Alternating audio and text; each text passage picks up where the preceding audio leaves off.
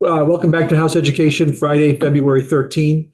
We are very fortunate for the next half hour because we have a room full of students from around the state here to talk to us.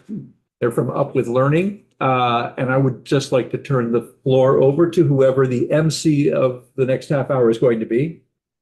Will that be you or?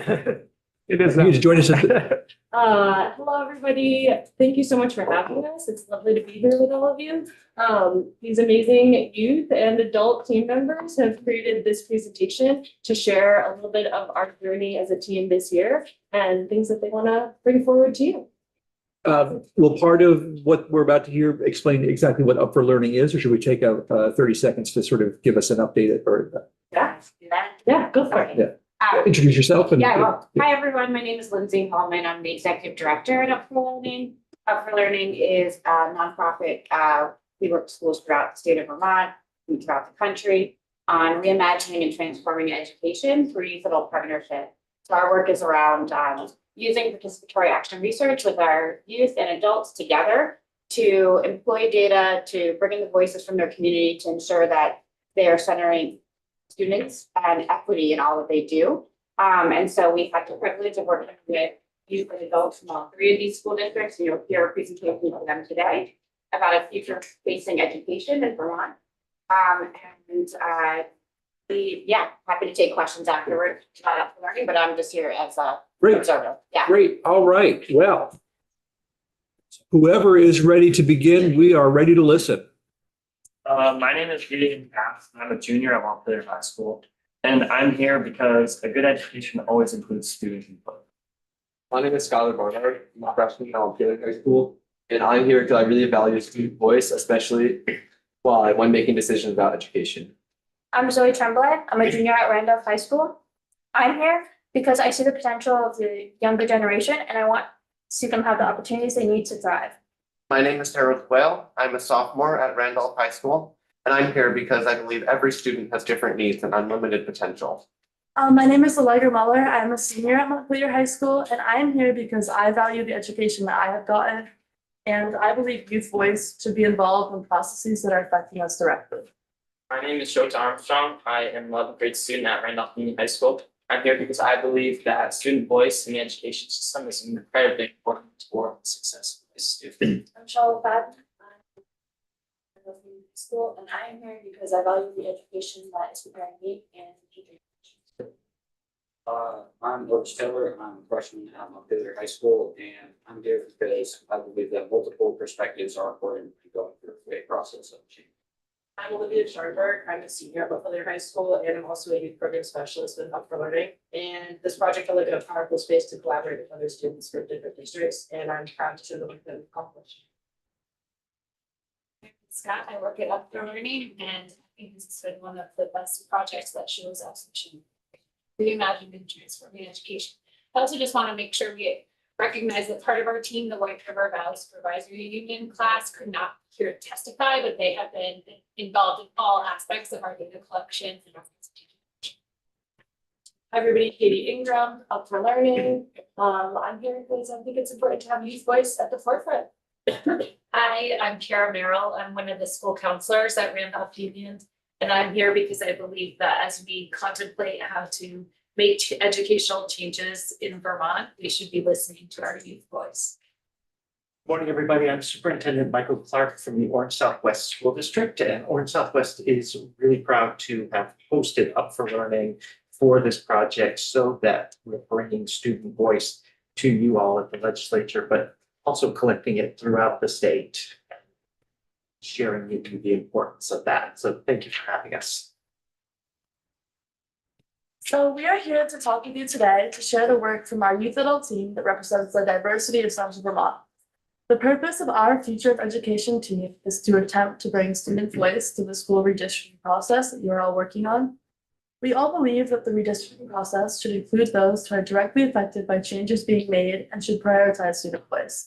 As students from 3 different school districts, we hope to share our process of gathering perspectives from our community members and to share the differences that we realize between our schools. From discussing with the other student representatives at our retreats from our 3 different schools, we realized the differences between our school communities. So there are differences in flexible pathways or educational opportunities that are available to us.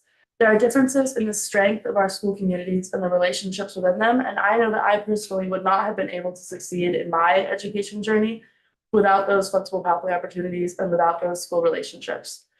So we went back to our individual schools and we asked questions to students, staff, and our communities in the form of circles. And we asked them what makes a great school and what does education that prepares you for your future look like. And we've also shared this presentation with school boards, select boards, city councils, and other community groups. And we found that in every discussion that we had, we reached pretty much the same conclusion across all of the different schools, across all the different communities, and that is what we are going to share with you today. So this is the Youth Participatory Action Research Map that is used by Up for Learning, and we followed this when working on our project. So we built relationships with each other as students, we collected data through circles that I previously mentioned, and we analyzed as a group the data that we collected. And our hope is to implement action for change through presentations like this one. These are some ideas of how we create future-facing education that came up in multiple data collecting sessions. With more time, we can more fully understand the different learning opportunities between districts, like flexible pathways, amount of support, sense of belonging, and data around disparities. And one thing we heard a lot, despite our differences between districts, is that we actually had a lot in common.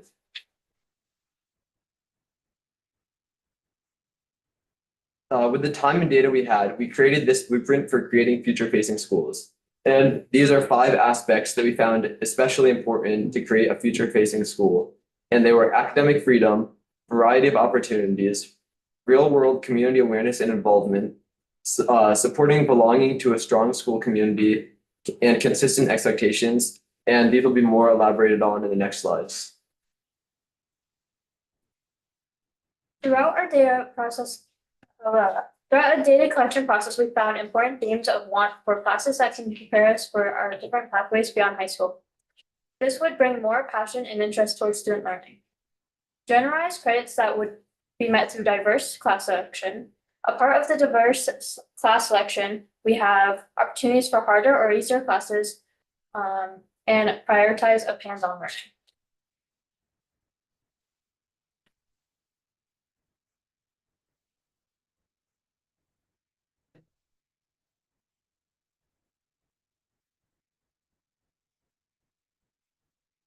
Okay. For a variety of opportunities, we found that field trips and real-life learning opportunities have been extremely helpful. Content seeking and direct learning. Cooking and personal finance, along with management, have also helped and have been prioritized through across all of the communities, students, and faculty. A variety of soft skills like social skills, public speaking, and leadership have also been communicated as very important. Communication of post-high school opportunities starting sooner in younger grades rather than just the older high school grades like junior and senior year have been prioritized so that we can start thinking about our future.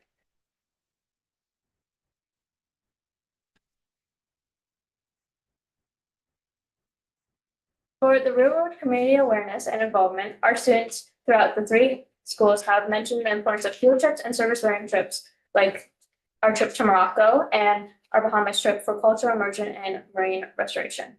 Hands-on learning and decipher of information like AI or misleading articles have also been mentioned as very important.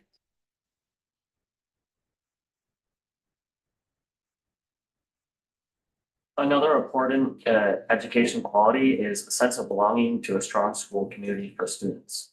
This includes a close-knit community where students can share opinions, where students can develop foundational relationships with fellow peers and teachers and faculty at their school, which will allow them, we can also create safe and inclusive spaces, which will allow students to safely explore their identity and social location.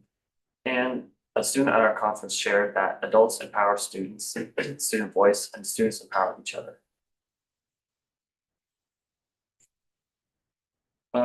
Another important quality is consistent and reasonable expectations for students, like ensuring more time and resources are given to student accommodations and individual student needs. This will allow students to fail safely and learn from their mistakes. Also, ensuring communication between students and teachers to enable effective education, and preparing students for the real world with skills that we talked about earlier. Consistent expectations for students that will stay persistent through like different teachers and different schools.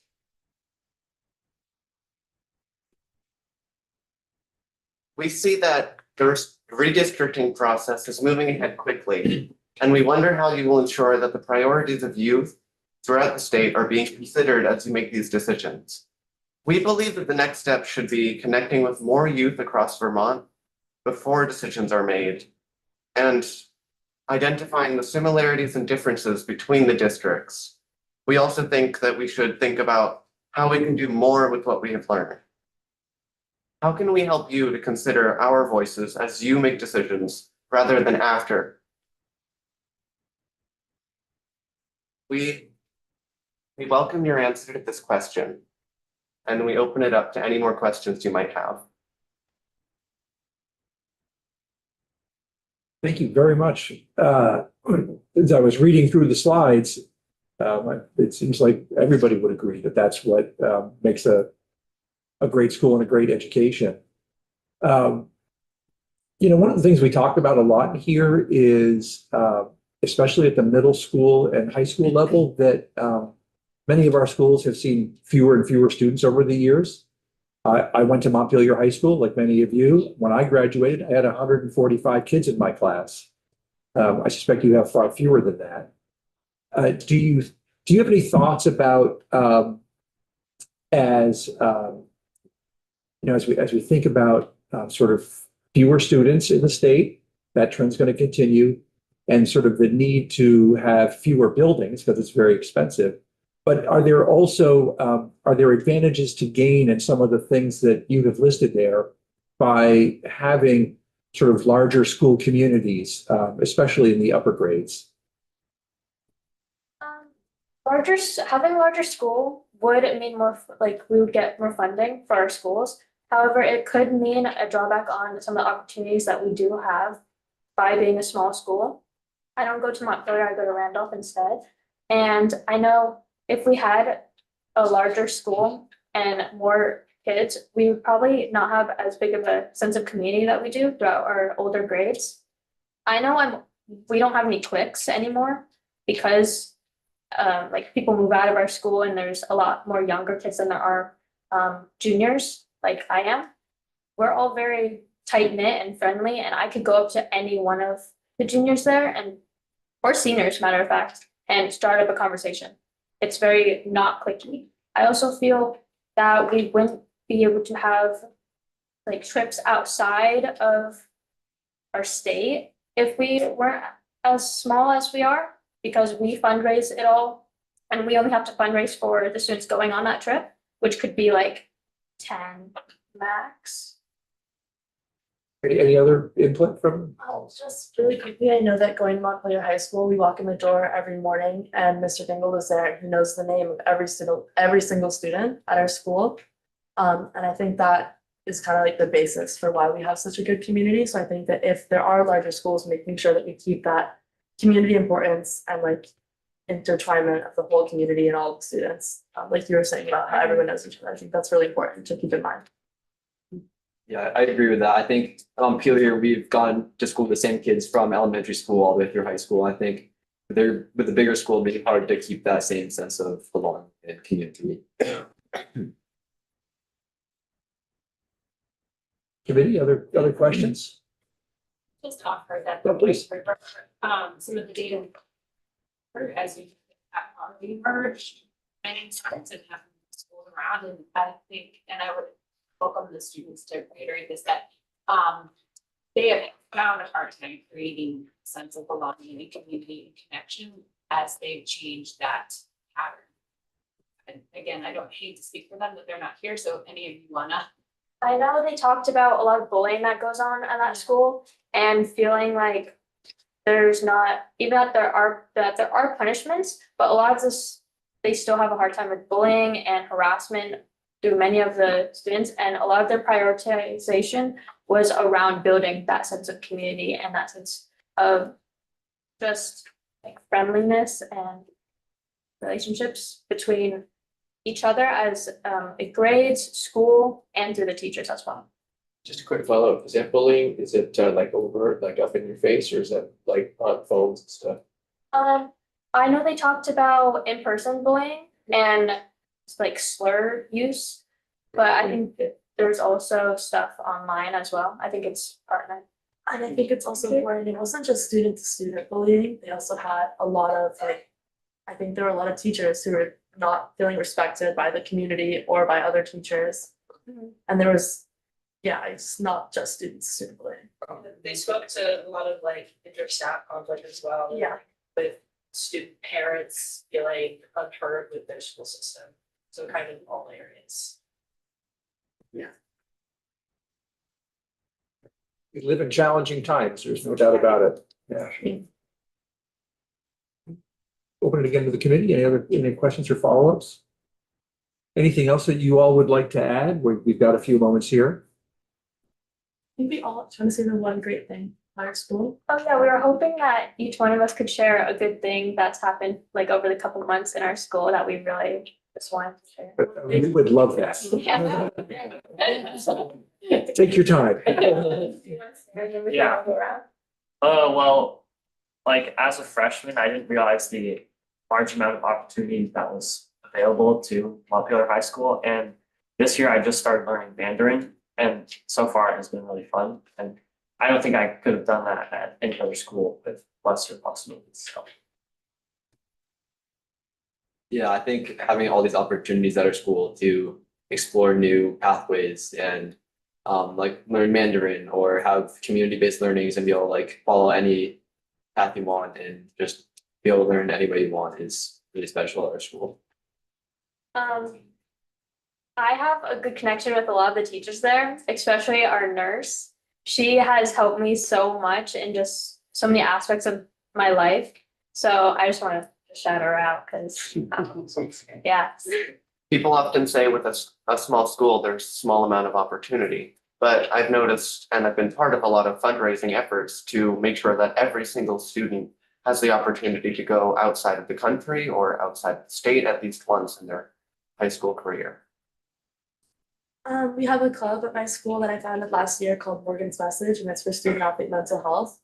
And recently we've been communicating with some members of like the Patriots organization about doing an event with them, and I'm super excited about that possibility. And that's been possible because of our support from our tight-knit community and tight-knit teacher community. I think the best part of our school community is the opportunity for traveling. So like recently there was the Bahamas trip, and there's soon to be a Morocco trip. Bahamas trip was where we went to the Bahamas and we did coral restoration on a liveaboard boat for a week. And that was an awesome experience. I actually got to write an article about it. To just talking about travel, when I first came to this high school, I was unaware of travel opportunities that we provided. And until this year, I've been able to take those opportunities to out of the country, I would say. One opportunity that I found was this workout club that happens 3 days a week, and it's students from like all 4 grades just like work together, and it's really fun and a good way to connect with other people. Yeah, the first thing that comes to mind for me is at Montpelier, you can create your own course called a Personalized Learning Study or PLS. And I've turned my work with Up for Learning into a PLS, so I'm getting a credit for it while getting paid for working with Up. And it's really cool because the school is so small, so you have like a staff overseer, kind of like a mentor for any course they create. And I've developed a really strong relationship with my teacher, Miss Bello, who's my like PLS overseer that I hadn't really interacted much before this year. So I'm grateful for that.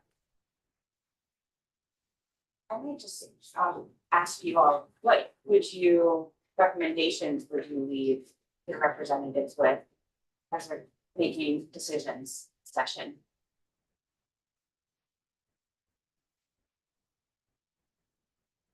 I'd say to consult you first if you're unsure, instead of consulting afterwards or in the middle of the process. I think you can gain a lot of insight that you wouldn't have thought of yourself when you ask students from a wide variety of different schools. It can also be very blunt at some times. So it can help just not sugarcoat things and we just get straight to the point. Just going off. We learned so much in that really short, we had like, I think four meetings, between the three schools, and I know that I learned a lot about the education process and what we all want, and so I think if we're able to kind of come up with this in a really short amount of time, I think that a lot can come from working with youth for a longer period of time. I agree with Allegra. I think we did do a lot of things at our meeting, but even so, this is just a small portion of students in Vermont. And if we could include more students, so we have like more diverse opinions, experiences, I think it would better help our like message and those thoughts that you guys would create. Are any of you connected with or know about the Vermont Youth Council? I've heard of them, but not.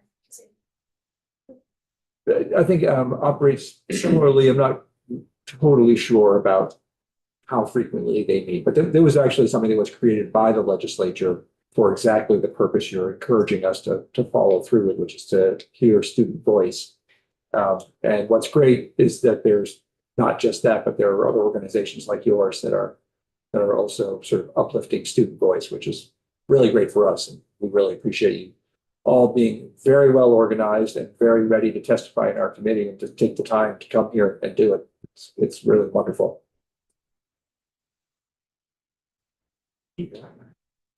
Committee, House Committee, I'd just like to thank you for having us today. This group, I think this came out of a Stronger Connections grant. That initially we were looking at our portrait of a graduate work. It would have been specific to the Orange Southwest School District, but with the talk of mergers, it sort of seemed like it was not necessarily the best use of those funds. So what we did was we actually reached out to 6 different communities in the Central Vermont region, and 3 came together for this project.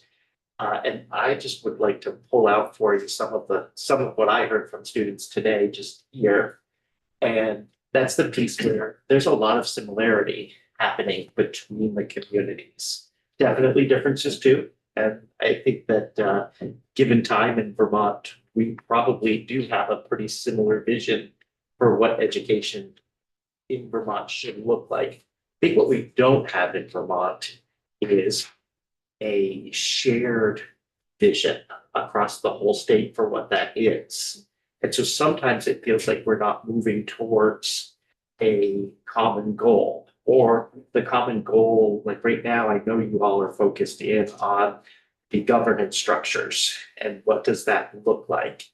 The opportunity that we're looking for, and I wanted this group to be able to bring you at least a little sliver of, was to what end? Why are we moving towards those governance structures? What do we want for our students within the state of Vermont? And as Allegra said, in just 4 short meetings, they've brought you the pillars of what a Central Vermont group would say. These are the 5 most important pillars, 6 most important pillars. I'm sure that with more time and more work with this, more people, that would expand out and it would help with some of the clarity that we're looking for. So I appreciate you letting this voice come through, and I appreciate you taking some time to look at that bigger picture of why are we doing this? What are we actually trying to accomplish? I can imagine that kind of getting into just that governance piece, this is the fresh air of why and how exciting it is when you stop and hear about the exciting things from the designing your own credit class to fundraising and figuring out how to travel and the kind of learning, taking that travel afterwards and putting an article in the paper. It's really exciting what's happening in Vermont education. And I think sometimes this fall or spring, winter, whatever, we sort of been hearing about Vermont education and how where we're struggling and whatnot. I think what you saw today is Vermont education, what it does well, And I think you heard little blips of really exciting things that are going on in Vermont education. We are frequently reminded in this committee by some members that every day, wonderful things are going on in our school buildings. We probably aren't reminded enough. Yeah. But thanks for bringing a little bit of that wonderfulness to us today. Really appreciate it. Thank you, everyone. And I can't promise you that our cafeteria food is any better than the cafeteria food. But enjoy your lunch.